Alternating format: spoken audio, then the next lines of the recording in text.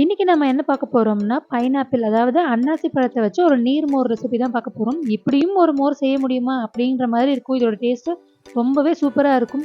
வீட்டுக்கு வரவங்களுக்கு welcome drink குடுக்கணும். குயிக்காவும் செய்யணும். அதே சமயத்தில ரொம்ப டேஸ்ட்டாவும் இருக்கணும்னு நீங்க நினைச்சீங்கன்னா, இந்த மாதிரி ஒரு ட்ரிங்க் செஞ்சு குடுத்து பாருங்க. ரொம்பவே சூப்பரா இருக்கும்.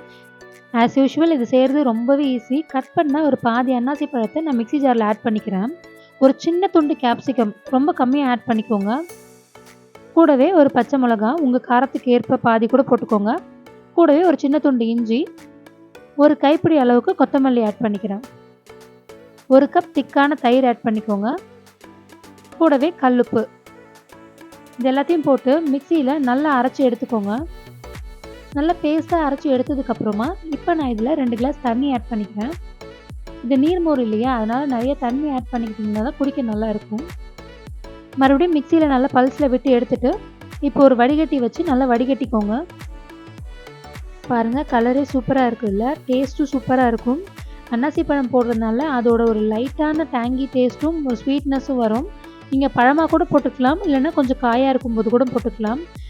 உங்களுக்கு தேவைப்பட்டா ஃபைனலா இதில ஒரு பிஞ்ச் அளவுக்கு நீங்க பெருங்காயத்தூள் ஆட் பண்ணிக்கலாம். எனக்கு அது பிடிக்காது. அதனால நான் ஸ்கிப் பண்ணிட்டேன். அவ்வளோதான் நம்மளோட டேஸ்டியான பைனாப்பிள் நீர்மோர் ரெடி ஆயிடுச்சு. வெல்கம் ட்ரிங்க்கு இது நல்ல ஆப்ஷனா இருக்கும். நீங்களும் கண்டிப்பா ட்ரை பண்ணி பாருங்க. புடிச்சா லைக் அண்ட் கமெண்ட் பண்ணுங்க. ஃப்ரெண்ட்ஸ் அண்ட் ஃபேமிலிக்கு ஷேர் பண்ண மறக்காதீங்க. இந்த மாரி அப்டேட்ஸ்க்கு நம்ம சேனல மறக்காம சப்ஸ்கிரைப் பண்ணிக்கோங்க.